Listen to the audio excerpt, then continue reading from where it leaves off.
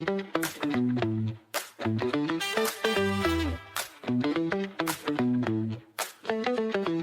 talk, good vibes, and stories worth saving. Tune in, lean back, and ride the wave. It's the podcast you didn't know you craved.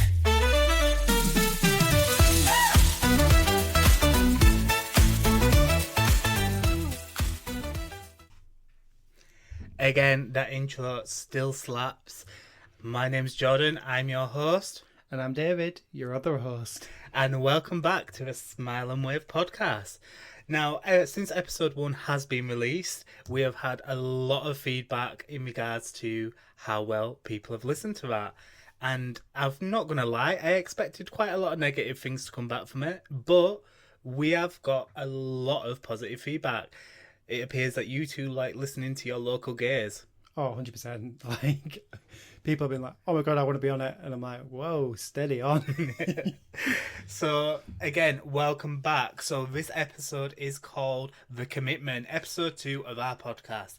Now, within this podcast, what we're going to do in this episode is we're going to delve into whether we class certain things as cheating, what in terms of a relationship we look for, all the things that basically fall within a commitment. 100%. And that's why we've called it The Commitment. Yeah. Now, with you saying that with such confidence, David, what does a commitment mean to you? Commitment. I think when people think commitment, it's not just like in a relationship, it can be anything. But I think let's go with the main stigma first, which is not even stigma, sorry, the main thing people look at is relationships. And the commitment is how do you commit yourself to your partner.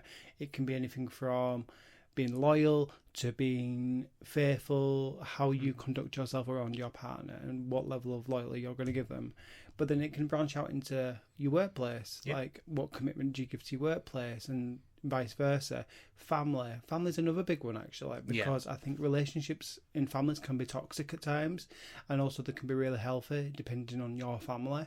So again, it's like the commitment between family members and even friends as well, kind of the same thing. You know, friendships can be toxic for people, and it's just knowing where do you stand. That's for my opinion, that is the commitment. So commitments, basically, bottom line, knowing where you stand.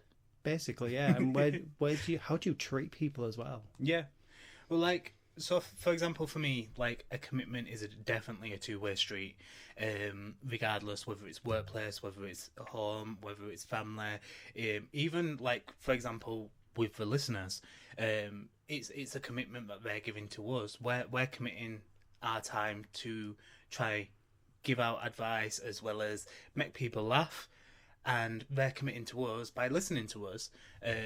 So yeah, I do think commitment is a big thing. I do think in this day and age, and this is just a personal opinion of mine, I do think commitment can drop across the board in a lot of places. So yeah, like, but it is definitely, for me, it is definitely a two-way street. Yeah, if you're not getting commitment back, or you're giving out yours, it's not going to work. Yeah, it's give and take. It's a relationship. Yeah. And like I said, relationships could be anything from being in a physical, romantic relationship to friends and family, workplaces. Every person we deal with on a day-to-day basis, there is an element of a relationship there. So I think it's just how we are in that relationship. 100%. So looking, we did release some polls on Facebook. The question we did ask is, would you consider someone seeking emotional support from others cheating? Now, I'm very shocked at how people have responded to this poll. Yeah, definitely. I mean, me personally, I wouldn't, because I think when it comes to a partnership with someone, there may be some points where you can't discuss certain stuff, or you can't, you know, sometimes that person's going through a lot already, or they've got a lot of stress on. And I don't think it's about not being open. I think it's about knowing your significant other and knowing what they can and can't take at the moment. Yeah. And also as well, me personally, and again, it's just my personal opinion, I think if you're in a situation where you can't speak to your significant other because of any of them situations, then it is good to get that for your own health as well, to have that conversation with someone else. Now, You disagree because Yeah, I voted yes. But I think when I looked at the question, I put it into a certain bracket of a context where now I want to reflect on it. Should I have done that? what bucket did you put it in? So I put it in terms of just like in a relationship, and to me, I think there's some stuff which are sacred in a relationship, and if you are reaching out to other people for that validation and comfort for things that you should be going to your partner for, then yeah, I would brand that as cheating. Okay. That's how I looked at it. So on the flip side of that then, say for example someone's in a relationship, both parties are stressed, for example they could be moving, one of the partners could be going through grief, something like that. Do you not think it is validation in terms of, it's not that they're wanting to be validated personally themselves, they just might need that emotional support from someone else to help them get through that hurdle? Because I think a lot of relationships can go through rough patches, and I do think sometimes it's the support of peers or other family members that help to kind of bring that back down. Because sometimes if you're overly stressed or overly angry about a certain situation, sometimes I don't know if it's just myself, I can sit in that anger sometimes, or that stress, whereas because for example with both me and you we live together, we're together 24/7. If we ever got into a big argument like that, I would probably seek advice from someone I was close to, just to help bring me around, because I know sometimes if I'm sat in that anger or that upset, I can just see my opinion. Whereas I think if you pick the right people to speak to, and people that are honest and are going to be honest with you, then they can help turn that opinion around and also let you see it from the other person's perspective as well, which I do think does help. On that side of it, no, I agree, because sometimes I think it takes a neutral party to come in and be like, who's not emotionally involved in the argument or whatever's going on, and give a neutral perspective and be like, well, have you thought that person's thinking about this, or they're not doing it intentionally to basically annoy you or be malicious? So 100%, I'm not, like, what I'm looking at is a very, very small bracket of things, which is, to be fair, I shouldn't have based my answer on that alone. What is the bucket? Like, I'm interested to know what it is. So for me, it would be like I say, like there's a sacred bit for me where there's stuff that I would only come to you for. So can you give any examples, just so that we know? I think maybe like if you are so insecure about how you are, maybe like saying like the bedroom department or something like that, and you're like, oh, I'm not performing well, or whatever like that. I don't think that's a conversation you should be going and having with other people, to kind of be like, oh yeah, don't worry about it, you'll be fine, or da da da. Do you know what I mean? Like, or actually, like, I don't know, say like it was like a weight thing, for example, and you're like, oh, I don't feel good, like I feel fat, or I feel too skinny, or whatever like that, and then you're going to that other person and being like, you look hot, like, what are you on about? Like, that person should be dead lucky to have you in the bedroom department, kind of thing. I don't know, I feel like it's a very seedy and very, no, that should be a conversation you should have with your partner, and get that validation from your partner, being like, I don't think there's anything wrong with how you look, I love the way you look. I think I understand where you're coming from, but I also do think it's kind of contradictory, because at the end of the day, if someone, and this is based on people's personal opinions, and that's why I love how it's so divided, because everyone's got reasons or answers to the reasons, and it's really interesting to find out what they are. From my personal perspective, if I felt like I was so insecure, then the one person I would not want to speak to, if it was, for example, if it was, let's use the weight side of stuff, because I already know I don't feel secure in my weight. If it got to a point where I really, really didn't feel secure in my weight, then I would speak to friends about it, because it'd be more embarrassing to speak to you, who obviously I live with, I love, like one of the most important people in my life. It'd be more embarrassing to speak to you in regards to that, out of fear of losing you, because that's how mentally, again, I don't know if that's an ADHD trait or what, but I'd be scared of that fear of rejection coming from you, or that judgment, because you are the most important. Whereas if you speak to a friend about it, or even a stranger, then I think you get a different perspective and they might help you. And even if they were saying, look, you're a really good looking person, you know, you're not this, you're not that, or maybe you are a little bit, but you know, you're still good looking, you still got good personality. I don't feel like a compliment from someone else should be deemed as cheating if it's not, depending on the context. Now, obviously, if they were saying you're hot, like, I wish I could be with you, that'd be a different situation. Yeah, no, 100%. But I think that's probably why I've been uncomfortable with it, because you're kind of leaving that door open to have that comment or invite that level of commentary from a person, which, while you're going to that person in a very innocent manner, being like, oh, I don't feel confident, I feel like this, I feel like that, you know, because this is how I look, while your intentions are pure and innocent, you know, to go for some advice or whatever, that, depending on who the person you're speaking to, and let's be honest, some people are very seedy.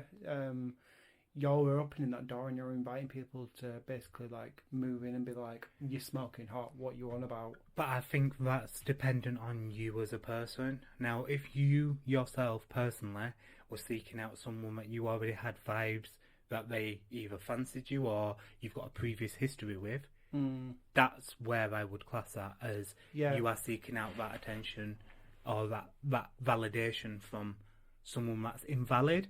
Now, if it's a friend or a family member, I don't see a problem with that personally. And that's just me, and I know we all have different opinions, but I personally would not. Oh no, if you was going to like family, say like you went to like a sibling, yeah, because obviously, let's be honest, you're probably not going to go to a parent about it because it's a bit weird. Being like, oh yeah, I don't feel comfortable like having sex with my partner because I feel like I'm fat. Yeah, it's weird having that conversation with your parent, unless some people have that level of relationship, like some like guys have it with the dads, or some girls have it with the mums. Like some do have that very openness, but I think for a vast majority, it'd be uncomfortable. So you probably have a chance of, from a family wise, you may go to like a sibling or maybe like a cousin that you're very close to. Yeah. So that 100% not, like, unless some next level weird stuff's going on there, then no, there's not wrong in going to like a sibling about it and being like, I really don't feel comfortable about this. Your sibling's going to give an honest opinion. So, like I say, I think it depends on who you're going to. Yeah. Like, if you're going to a trusted friend or whatever, then yeah. But on the flip side of that as well, you might go to somebody that you thought is a really trusted friend, and then they could use that opportunity, especially if they have a hidden agenda or they secretly don't like your partner or whatever. So I think on hindsight of it, maybe I shouldn't have voted maybe I should have gone no. Like, no, I don't know. I think your opinion's valid, and I do understand where you're coming from. Like I say, I think, again, with you mentioning, depending what type of friend you go to and stuff, again, that would be down to you as a person, and I think that's what it boils down to. It depends on your level of commitment. If you already know that a friend doesn't like your partner, you shouldn't go to them. You wouldn't go to them, no. But then on the flip side, you also do have these people where they will announce stuff on Facebook.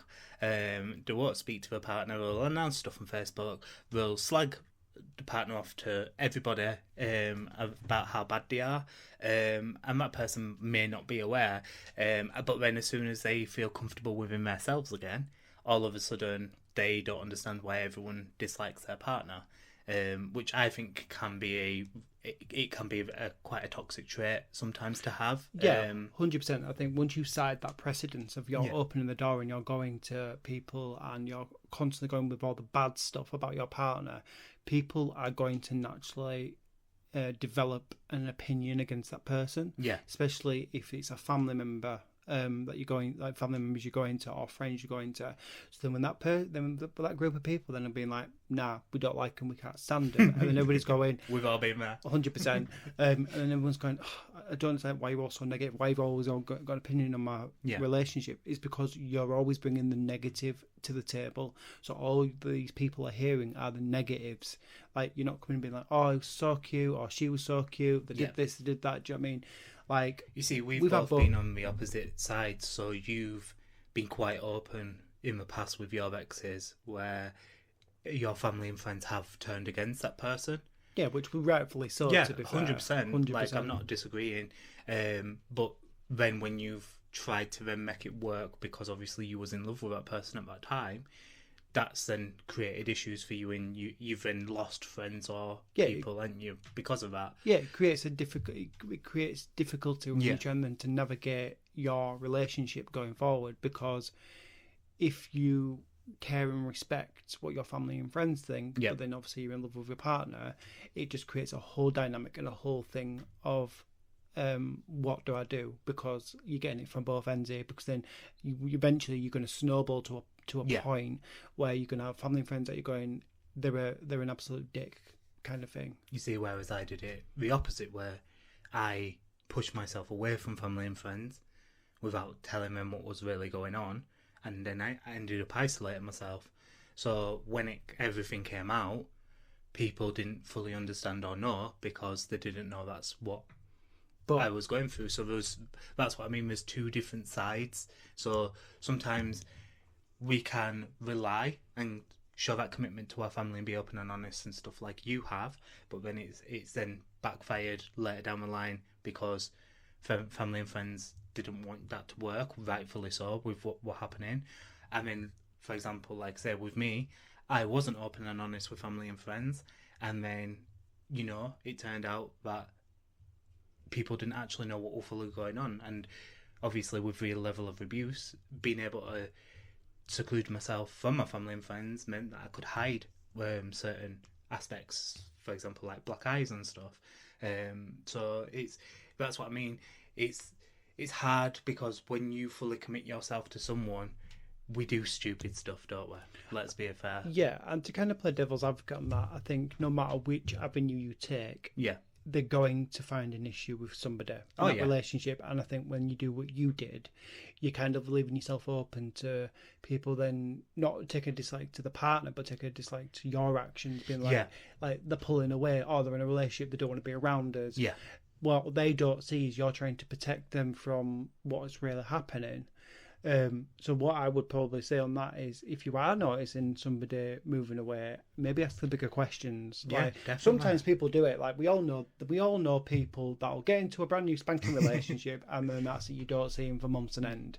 And sometimes that's not just the honeymoon period, but if someone where it kind of carries on as normal, but then all of a sudden they disappear and they disappear off the face of the earth. It's not that they don't want to be around you, but some cases it is. Yeah. I think you've got to be careful how you navigate around this. So I think, but like I say, we're all human beings. We're all going to develop an opinion, and how we act and portray ourselves in these relationships and commitments, I think that speaks volumes, and we need to be careful, because it could be so easy to lose trust and dislike somebody. Like, let's be honest, it is. It's so easy to dislike somebody. Like, it's so easy. It's so easy to have so many negative feelings. It's really hard to build trust. It's really hard to like somebody.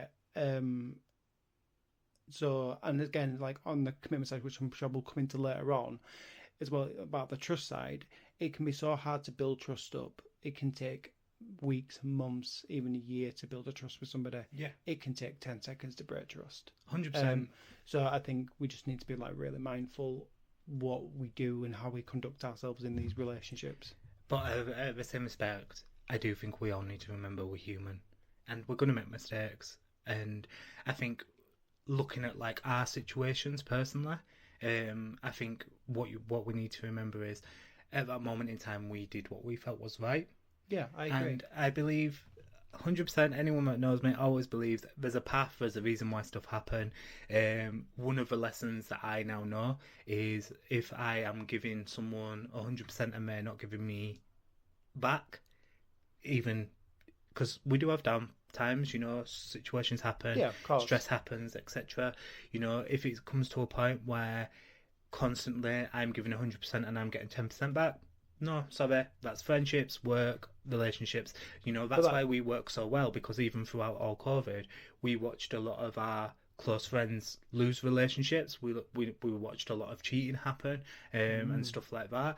And throughout COVID, we was thick as thieves. Like, I genuinely, like I say, I believe in soulmates and stuff, and I believe I found my soulmate. So I agree. It's how people, you know, everyone's got actions to give, and if you are giving the wrong actions, then I think it's the other person's responsibility to make sure that they are guarding themselves in a sense, it sounds horrible because you shouldn't have to feel like you're guarding yourself against your partner. But if you are noticing that pattern, then I think it's not worth doing. Now, just dead quick on that though, for a second. I think the key to it all is communication. Communication is key. Like from the start, whether it's a partner or friendship or whatever, like just talking to each other and communicating with each other, and I think that'll solve a lot of problems which a lot of people don't do. Yeah. Now, like I say, on the poll we do have a couple of comments from a couple of our listeners. So we've got Mandy Simmons. So talking with someone you are not in a relationship with can give you support without emotional entanglement, which I completely agree. Yeah. Sometimes there is a bit of an emotional aspect, especially if you're physically emotional yourself. But yeah, we can have that other opinion, like we said previously, getting that neutral view and helping bring stuff kind of back down to earth. We also have Carol Wood, who commented on there as well. And she said, if your commitment is strong, why should that affect your relationship? We are adults, and sometimes you will tell someone else something that is on your mind, as not to upset or worry your partner. Talking does help. I agree. I 100% agree with that. I do agree, because I do think as well it can be healthy to have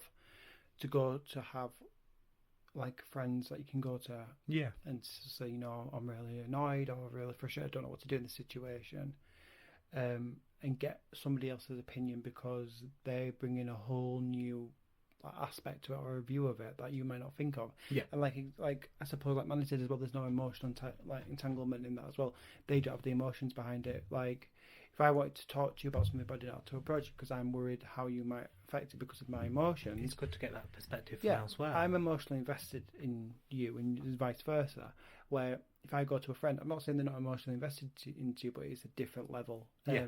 So they can give a kind of like maybe a good way of doing things without being like, don't worry about this. Like, you know, this is normal, or this is how we should do it. Yeah. So with that being said then, when we're looking at commitment, sometimes in relationships there is stuff we hide from our partners. Now, this brings us on to our next section. The Listen and We Don't Judge, Jordan and David edition. Oh, great. So, I will go first. So, I don't know if everyone's seen the viral trend. The partners say we listen and we don't judge together, and then one of them will release something that they have not told the other person. This is going to be very interesting. Yeah, because the other person's not allowed to judge other. Nope. And also... And you are a very judgy person. I am a very judgy person, I'm not going to lie. But we have to agree that what gets said on the podcast stays on the podcast. Okay, that's fine. That's fine. So, are you ready? Yep. So we listen and we don't judge. So, sometimes when you ask me to redo the nighttime checks, I just sit there and then open and shut the door and then come up and say I've done it. Okay. But we listen and we don't judge. Okay. Is there anything else on that you want to say? Okay. Don't judge, David. Okay. That's really affected you on it. I'm so sorry. Triggered! Okay, right. Ready? Yep. We listen and we don't judge. So sometimes I will get up and I will deliberately leave you in bed, even if I know you've asked me to make sure you're up by a certain time, so I can go downstairs and play on the PlayStation in peace, so I don't feel like I have to be time constricted on how long I have to be in there, and I can get a little bit carried away, and I'll look at my phone and I'll be like, oh, it's 11 o'clock. He asked me to get him up at 9. I'll be alright for another half an hour. An hour's gone by, and then Shadows woke you up, and I'm like, damn! And then I'm like, right, run into the kitchen, make a coffee. I'll soften this blow a little bit. Anyway. Wow. We don't judge. We're not judging, but in the same respect, if you want to play on your PlayStation, you just tell me I'm playing on PlayStation and then I can make other plans. True. But thanks for sharing that. I have mentally logged that permanently now. So my alarm's going off at 6:30 in the morning. What we said in the podcast stays on the podcast. Yeah, okay. Right then. We listen and we don't judge. When I really want a takeaway, I'll sit there until late, knowing that it'll get to a point where you can't be asked cooking. And then that's when I'll suggest, shall we just order something? Knowing that you'll be on board with it. And I can get me a takeaway. Okay. Are you ready? Are you ready? No, I'm not. I just need a minute. Right. We listen and we don't judge. Sometimes when I go past the bathroom or I've been in the bathroom, Shadow will go in there and do a number two. And sometimes I'm like, I'm not dealing with this. Like, I've got things to be doing. So I'll just crack the window up and let the smell out and I'll shut it. Like, Jordan will deal with it when he goes for a wee. Wow. Okay. I'm sorry. Fine. We listen and we don't judge. When it comes to the washing, so the laundry, I'll purposely let it build up because I know eventually it'll annoy you and you'll just get it all done.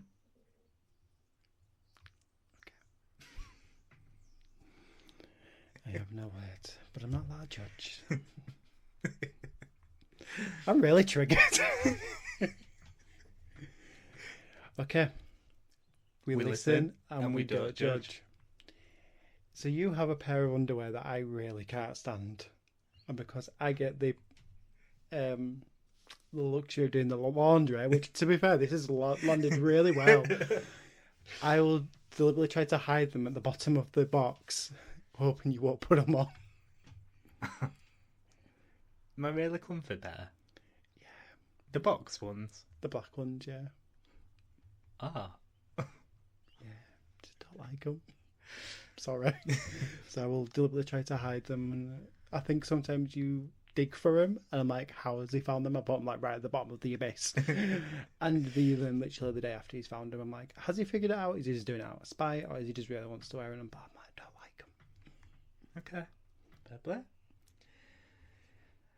Right. So my last one. We listen and we don't judge. Sometimes if I really want to buy something, because we both know that you very much control the money in our relationship.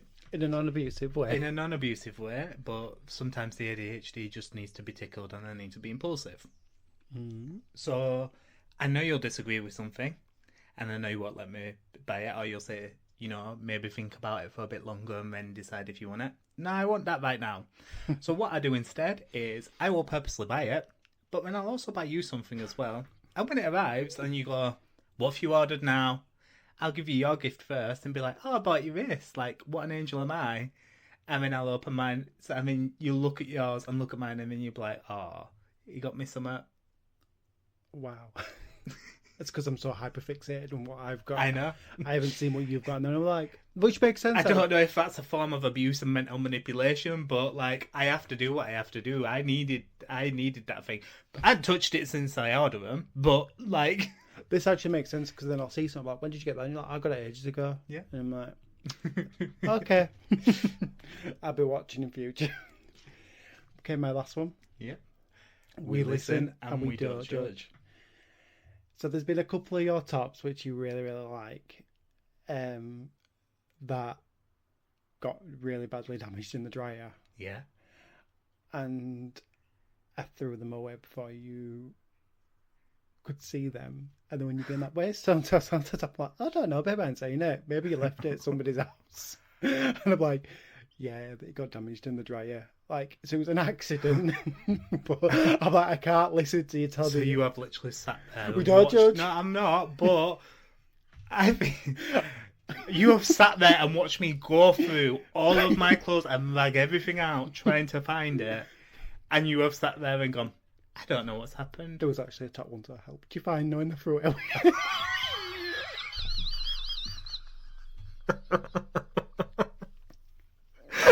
Because I really... Are you being serious? Because I really couldn't face telling you it got damaged in the dryer. So I had to throw it away. I don't know if I'm laughing because I'm so mad. Or if I'm actually impressed with how smart you've been. I literally spent 20 minutes helping you find it. Were you Well, like, that's commitment. were you like, is it the trial? I don't know, I'll go check. Buy me watch, I'll scale, all right, I'll go have a look. Could be under bed. Oh. I think that angered me on a new level, I can't lie. Wow. Oh, I really don't know how I feel about that. I feel like you've cheated on me. Well, maybe you shouldn't leave the washing to build up. But we listen and we don't judge, David. 100%. Right, so... I'm going to have to find a way to move past this. Because I think that's a betrayal on another level. Don't get me wrong. You've given commitment to your cause. I get that. But yeah, I think I need to process this a little bit. So I think now then is a very good time while I sit and process this and try to listen and not judge. Yeah. So I'd like to welcome our guests, Cosi and Chloe. Welcome to the podcast, guys. Hi, I'm Cosi. Listened to the Daily Grind, loved it, but I have a Ford Fiesta. What's the hate on it? It's a fucking nice car, right? I know, right? Aaliyah came for your brand, Cosi. Felicia, the name of my car. She's lovely. Okay. Hiya, I'm Chloe. Thank you for having me on. That was intense, guys. David, I cannot believe you've been hiding Jordan's fucking underwear. Tell me That about is it. uncalled for. It was the 20-minute search for his clothes assisted that got to me. You little shit. Genuinely. What can I say? I don't know if I can move past it. I think this has caused issues within our marriage now. What is it? We give the truth and don't judge. We listen and we don't We judge. don't judge, guys. But still, if my partner did that to me, out of the house. Am I sensing a little bit of judgment? Just a little bit. So, guys, welcome to the commitment. So you've heard everything we've said so far. So, is there anything you want to touch on? I'm going to be adopting the bait and switch with the parcels because I'm so bad at getting rid of the evidence of shopping. So I think getting a bait and switch gift so I can have my thing I actually wanted impulsively is just a great idea, Jordan. I'm adopting that. To be fair though, how alert is your partner though? Pretty alert. So it might not work. Are you saying you're not very alert? Sometimes I'm not. Okay, I'll hold my hands up. Sometimes I'm not alert. Let's run into one's home. Yeah. Feel that, to be fair. Mood. Yeah, I'm not gonna lie, I've done that too. Like, it just sweetens the deal, It doesn't it? does. Like, if you really want something, get your partner a little bit of something. 100%. It's like a package holiday. Yeah. All inclusive. Everyone's happy. 100%. Chloe, is there anything you want to touch on from earlier?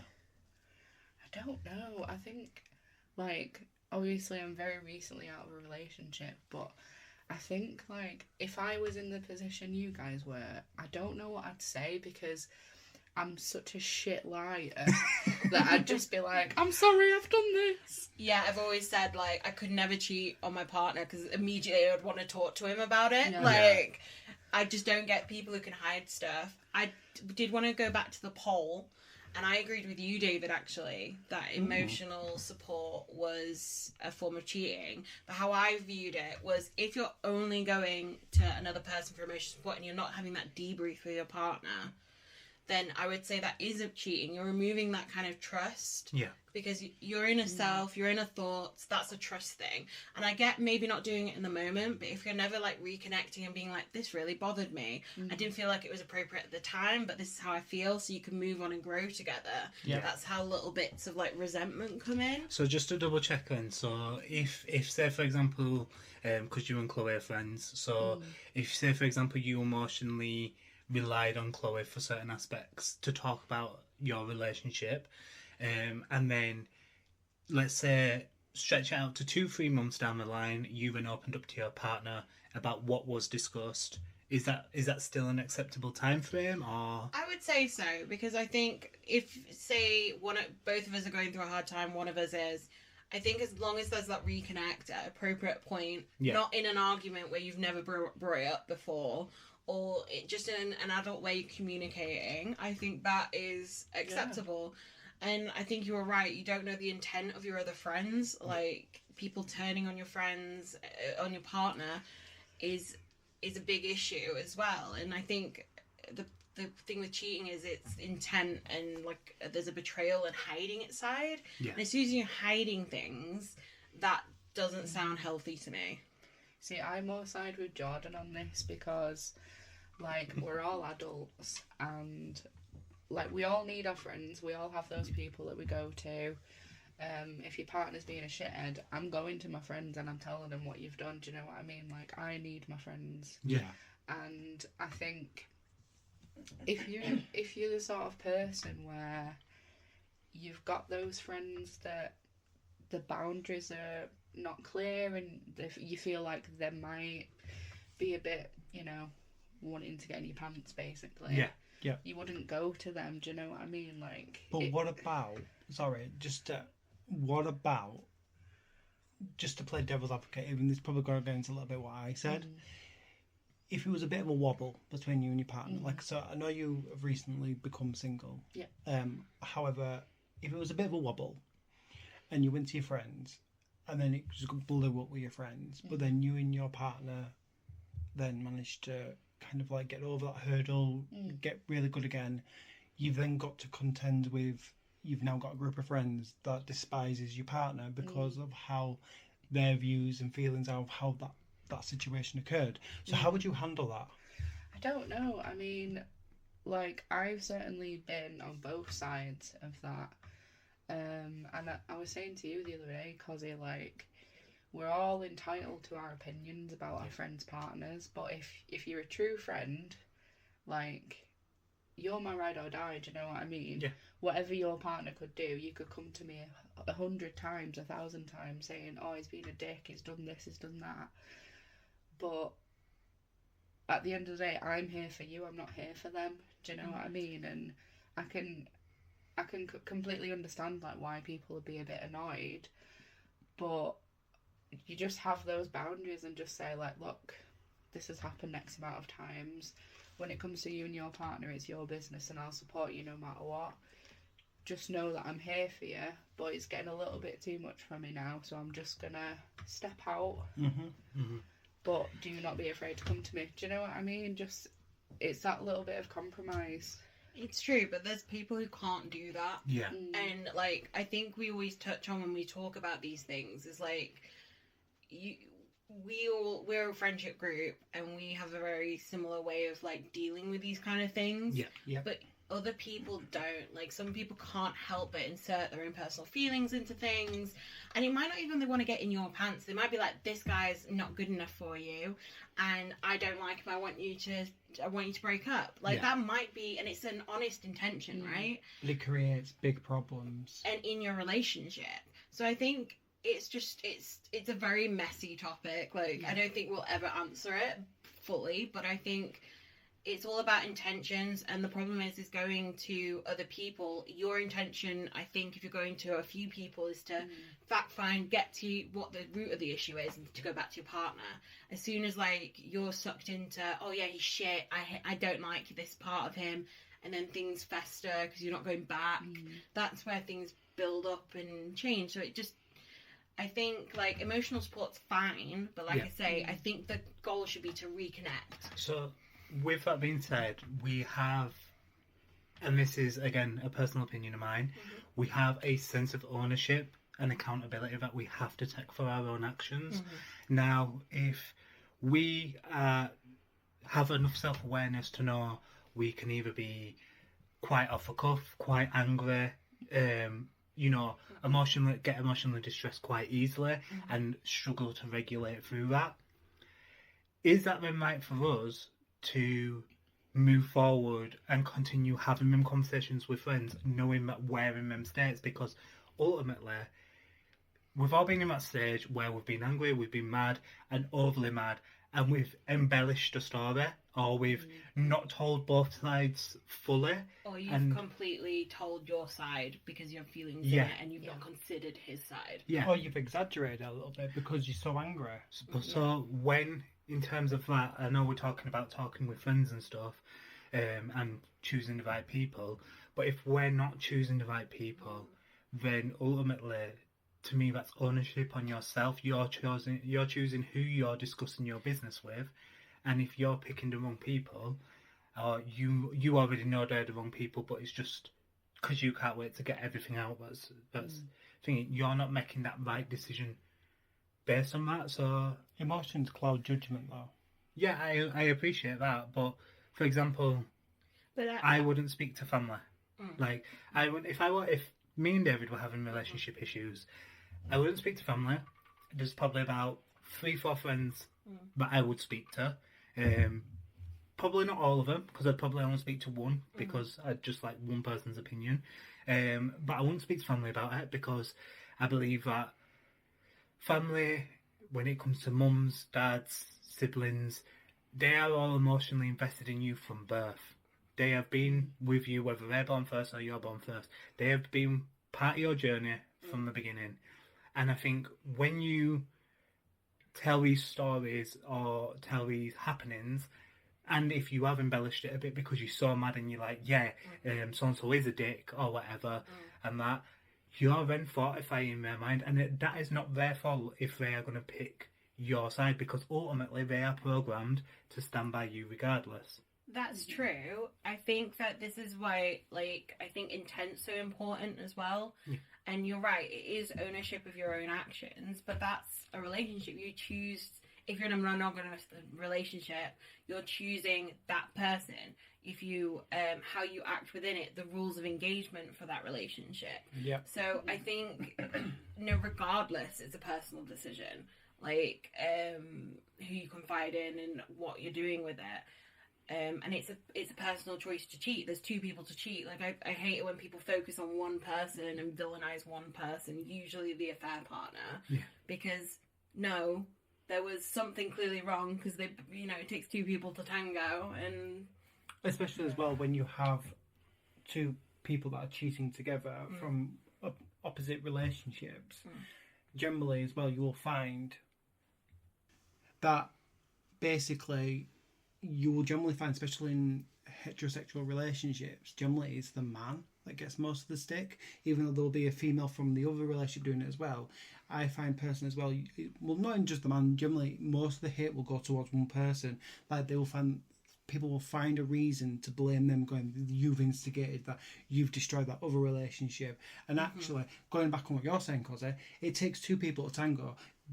These two people have chosen to basically go against their relationships, break that trust, and have an affair or have a one-night stand or whatever it's going to be. So anybody that's involved in that's not participant, i.e. the cheaters, should both be equally treated the same and both be, like, not attacked, but they both should basically be, like, dealt held with, accountable. held accountable for on the same level, because at the same time there are two other people that are completely innocent in that situation that have just had their entire world turned upside down. But on the flip side of that as well, what really grinds my gears, and this is a hot topic for conversation, when you have a person that cheats, they've then chosen that relationship, then moved on a bit, and they've chosen to get on it. But then that other person will cheat, and their justification is, but you did it. Well, no, you've continued to stay with that person. You've chose to forgive and forget. Then you need to move on. Like, we're not condoning that person's actions originally. However, now you're just as bad. Which basically means that, for me, that says your relationship, there's problems. So I just want to revisit two things. So, first of all, what you just said, David. So, in some situations, it's fair enough saying the cheaters are accountable if people have been cheated on. Some situations, people don't know that they have been party to that. There's single people out there that, I've just been going about their daily lives. All of a sudden, this person's dropped in my DMs or whatever, flirted with them. Yeah. They hide stuff on social media and everything else, and then they'll make out as if they're single or they've just left the wife, etc., etc. which I think is unfair then to start not victimising, but blaming that other party, especially if they didn't know. I've been a person that's been cheated on previously before. The other person wasn't aware because my ex at the time hid all social media posts from me with him, and then vice versa, hid the social media posts with him from me. So it's... No, on that side, I agree, because then that person's also become a victim in it as well, because they've been led under false pretenses. It's the looking at it objectively, subjectively, whichever one I mean. The facts of the situation rather than blaming both or one. Like, you've got to, and this can be difficult in things like cheating, right? Because your cheater's not going to tell the true story, and it can be quite difficult to see through murky water with that. But I think that, because this happened to me, I was out on a night out and a guy was flirting with me. He gave me the most horrendous hickey neck I've ever had. I'm talking like 8 of them, all purple, on my neck as well, not a collarbone in sight. And then a friend of both of us leant over and was like, you know, he's in a relationship. And I was floored. Yeah. Absolutely floored. I was upset. I was also drunk, so I was crying. I had to go home because I felt so distraught. And he was just a guy, a friend of a friend of a friend in a uni party. Yeah. Do you know what I mean? Some people might be like, oh, Cosi, you're a home wrecker. Yeah. When you didn't have a clue. Mm-hmm. Yeah. I think it's easy to blame, and I think that's when it comes to relationships. If you are in love with someone and you want to disengage with a truth, we'll say, you will find other options or other people to blame that situation. Some people might start to blame themselves. Some people might start to blame other people, family members, or if, for example, family members aren't being as hospitable to that partner, they might start to blame the family and say it's because he's not, don't feel welcome and part of his family, it's your fault, etc. I think there is a lot of issues surrounding cheating, which ultimately, for me personally, after, like I said, going through it and stuff, I personally believe that if he's cheated or she's cheated, then that's that trust broken. Then that's done. Yeah. Like, and we can be silly sometimes. We've all probably been guilty of it, where we've given extra chance, and it's either happened again or it's happened later down the line, or you've split up with that person and you see it doing it to the current partners, which I think's difficult. Now, we do have some questions that we need to aim towards each other. So while we're on the topic of this, I am going to ask my first question. So, Chloe, do you think the statement, once a cheater, always a cheater, is true? Ooh. Do you know what? I think maybe once upon a time I would have naively said that. Okay, so I think there's multiple reasons why someone might cheat. And certainly in my circumstances, because I was recently cheated on, it wasn't a case of my partner met someone and they'd gone, oh, I want a bit of that. Yeah. It was a lot more nuanced than that, and they just kind of wanted attention from whoever. Because of his shit and his personal issues, and I think once upon a time I would have been like, oh, well, maybe they can get past that. Yeah. Get past their own personal issues. But I think the reason why people cheat is very personal and very deep. Yeah. And I think people who cheat, who claim to want to be in an adult relationship and claim to be monogamous, I think there's something seriously, like, psychologically that they need to address. Yep. So I think once a cheater, always a cheater, maybe not. But if they want to get past that, there's so much work there that they need to do. And I think that, look, if they were the sort of person that actively worked on themselves and, you know, self-therapized and went to therapy and did the work, they wouldn't have cheated. Do you know what I mean? Awareness of their actual self. Exactly. So I don't necessarily agree with the statement, but I think for the most part, it's gonna keep happening. Yeah. There's not many people who just cheat once. Yeah. Do you get what I'm saying? So it's really interesting because I also have a question card here, and I have to pick two people. So I'm going to pick David and Chloe, I think. And the question is, what are your opinions? If it's broke, fix it. Do you want to go first? Yeah. So, okay. I mean, like I was saying, if we're talking about cheating, I think it's on the cheater to initiate that. So if someone's cheated on you and they really want to be in a relationship with you, they need to instigate it. They need to do the work. They need to suggest things that you can do. And they might not want that. You know, if you've been cheated on, that's a horrible, traumatic thing to go through. You might just be like, nah, fuck yourself. Like, but I think it's possible, just really unlikely. You know, like I was saying, if you've got it in you to cheat, you're probably not doing all the work you need to be doing to get yourself right. So how are you then gonna be that for another person as well? I do have a quick question then. So say not both parties at fault, but there's been a situation where the relationship's breaking down on both sides. Yeah. Partner A is emotionally unavailable to partner B. Partner B's tried to find comfort with an affair partner.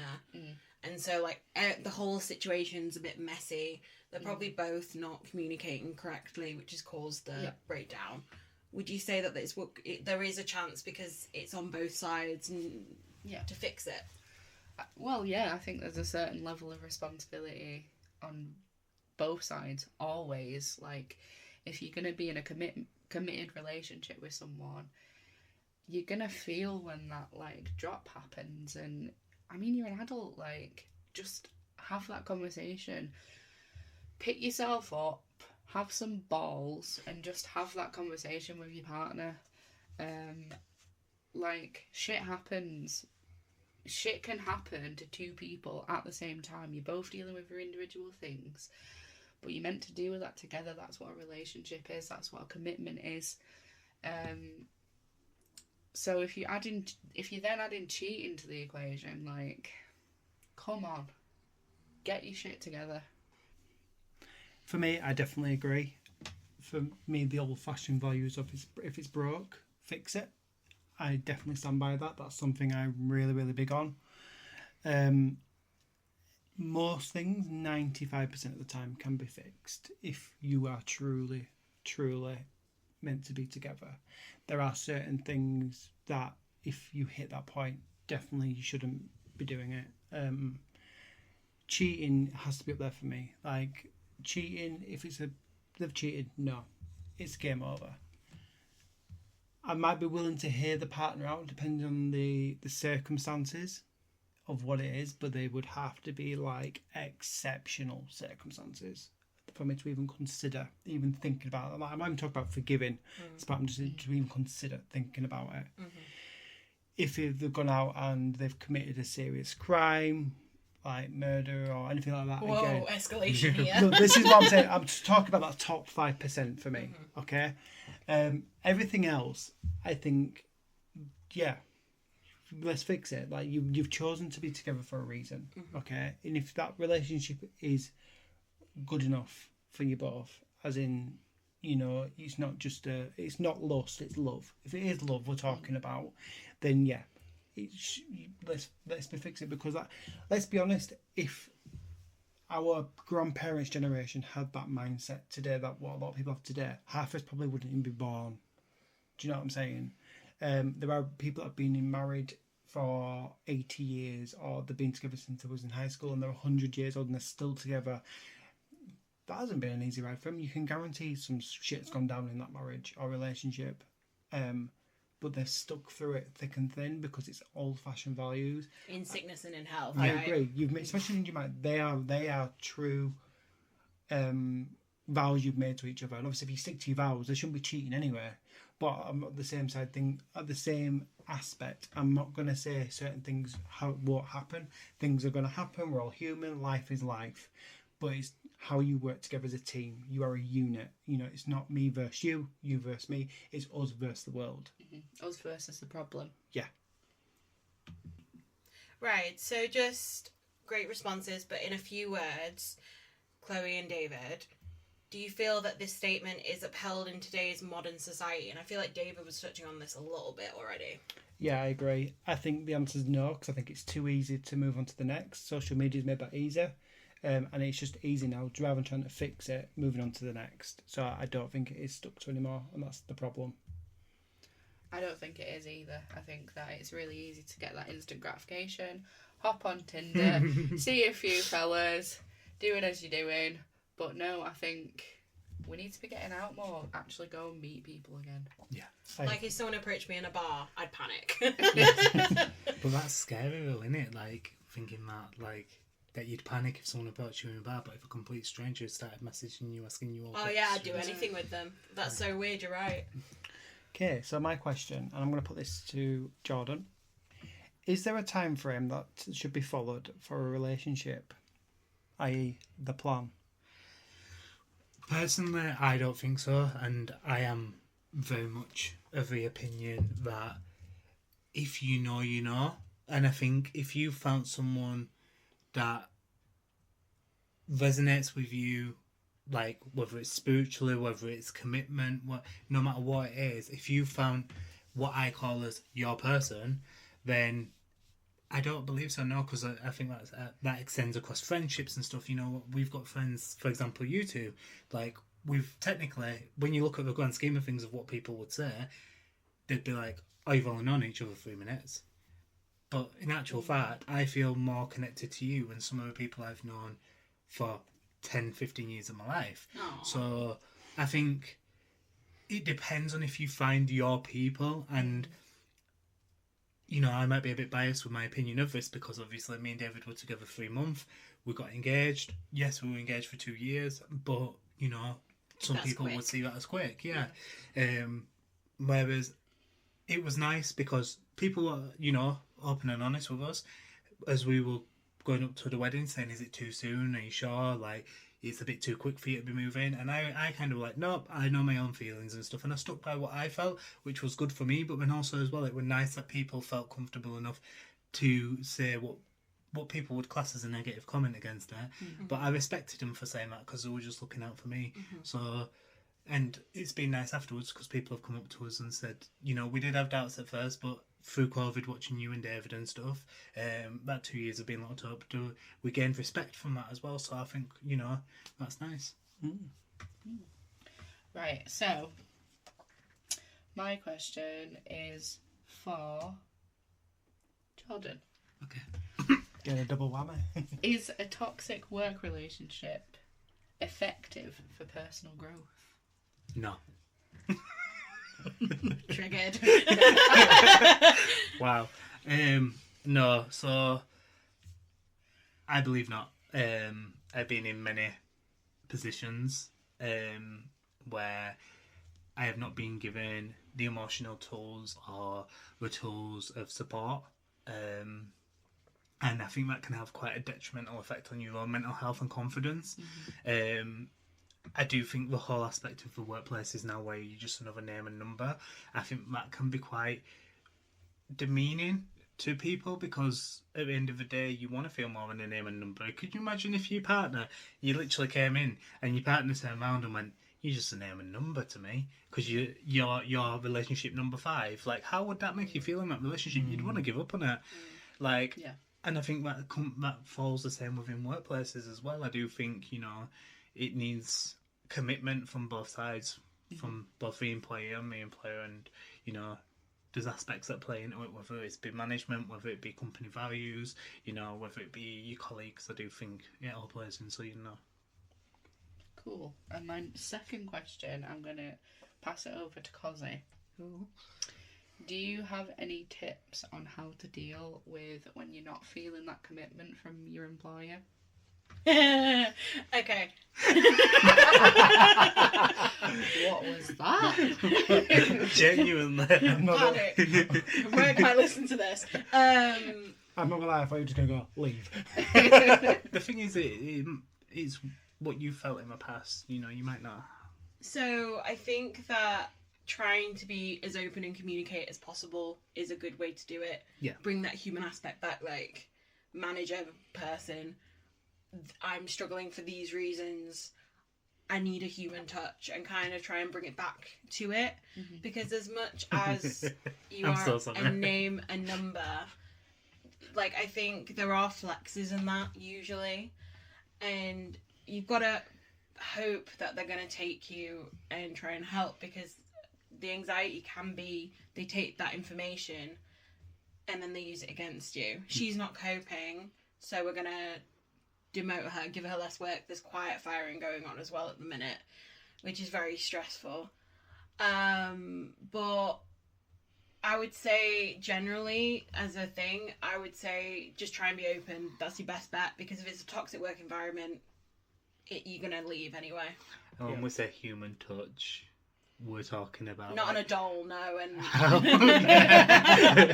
like, this is where work touched me. Like, that's a different type of thing. I think what you're saying is trying to bring that number that people say and break there. it down. Yeah. Break it down and actually go, this isn't a number. This is our name or a number. This is Cosi. This is Cosi. Yeah. This is a person. Let's stop dealing and treating it as a number on a spreadsheet. Let's start treating it as a human being with emotions and feelings. Like, with the cost of living and everything, like, people are having to work so much harder for so much less. And I don't think it's a big ask to be like, look, can you just see me as a human being with thoughts and feelings? It's And just respect, isn't it? That's Yeah. all you ask for is respect. I'm And, not a child. adults. yeah. Yeah. So, And just for the record, before we do move on, we're not talking about current workplaces, or we're talking about previous past experiences. of course. So, do we have one last question? Yes, I have it.